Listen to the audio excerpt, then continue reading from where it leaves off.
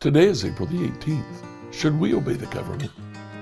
Here in Romans, because Paul is writing to Christians in Rome, he addresses the government more than he does anywhere else in Scripture. Let's read that, Romans 13. We'll read from 1 to 7. Let every person be subject to the governing authorities, for there is no authority except from God. And those authorities that exist have been instituted by God. Therefore, whoever resists authority resists what God has appointed. Those who resist will incur judgment. For rulers are not a terror to good conduct, but to bad. Do you wish to have no fear of the authority? Then do what's good. You'll receive its approval, for it's God's agent for your good. But if you do what's wrong, you should be afraid, for the authority does not bear the sword in vain. It's the agent of God to execute wrath on the evildoer. Therefore, one must be subject, not only because of wrath, but also because of conscience. For the same reason you also pay taxes. For the authorities are God's agents, busy with this very thing. Pay to all what's due them. Taxes to whom taxes are due, revenue to whom revenue is due, respect to whom respect is due, and honor to whom honor is due. Paul addresses the government here. He tells us to submit to the government. He says it twice, in fact, verse 1 and then again in verse 5. He says we should pay taxes, we should pay tolls, we should pay respect and honor to those to whom it's due. Keep in mind that the emperor at this time is Nero. Now, the first 10 years of Nero's reign, when Seneca, Nero's mentor, was still alive, Nero was good. Eventually, Nero turned bad. Paul's attitude didn't so much change as it acquired a new nuance. There is a hierarchy of authority. Each authority is under the authority above it. Paul himself came to resist Rome. He did it because what Rome was telling him to do was contrary to what God was telling him to do. Paul disobeyed Rome so that he might obey God more fully. Something similar is presented in Deuteronomy chapter 17. Let's read that whole chapter. Deuteronomy 17, New Revised Standard Edition. You may not sacrifice to the Lord your God an ox or a sheep that has a defect, anything seriously wrong, for that is abhorrent to the Lord your God. If there is found among you, in one of the towns that the Lord your God is giving you, a man or woman who does what is evil in the sight of the Lord your God and transgresses his covenant, by going to serve other gods and worshipping them, whether the sun or the moon or any of the host of heaven which I have forbidden, and it is reported to you, or you hear of it, and you make a thorough inquiry, and the charge is proved true that such an abhorrent thing has occurred in Israel, then you shall bring out to your gates that man or woman who has committed this crime, and you shall stone the man or woman to death.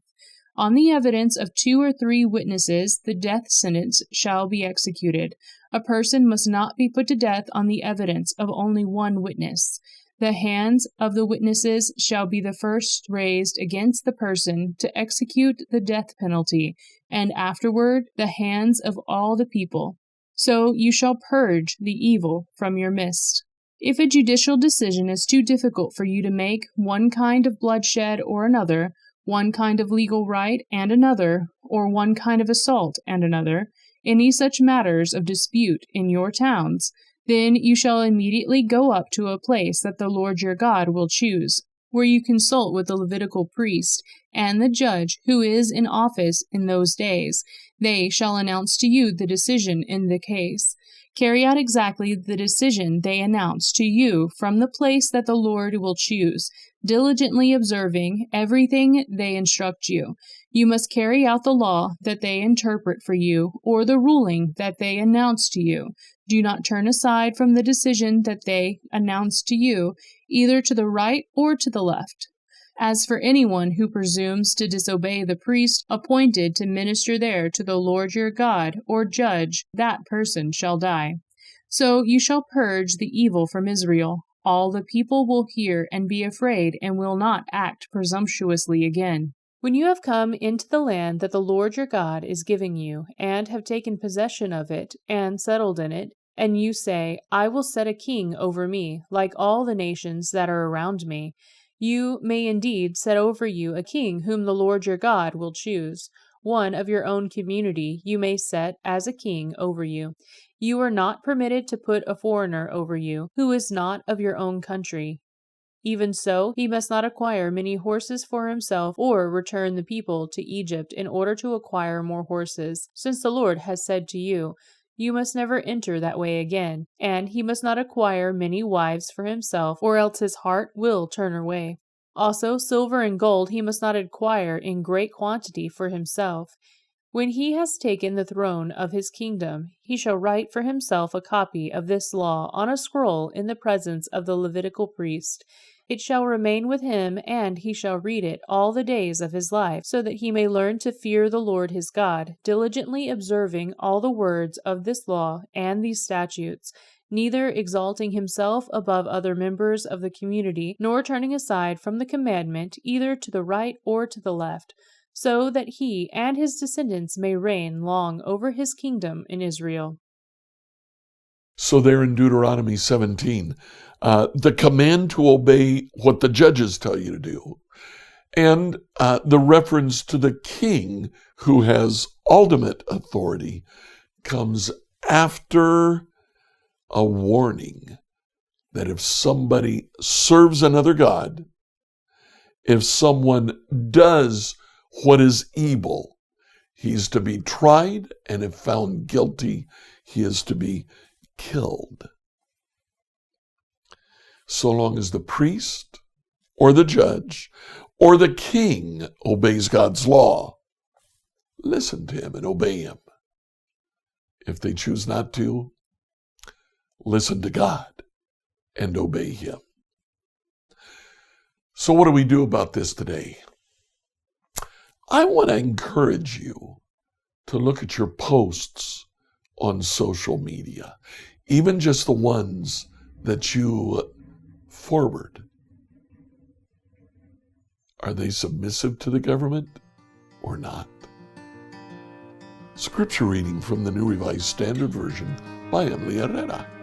If you live in the Greenwood, Indiana area and you're looking for a church, come check out New Hope Church. We're at 5307 West Fairview Road. Our Sunday morning service begins at 10 a.m. I'd love to see you there.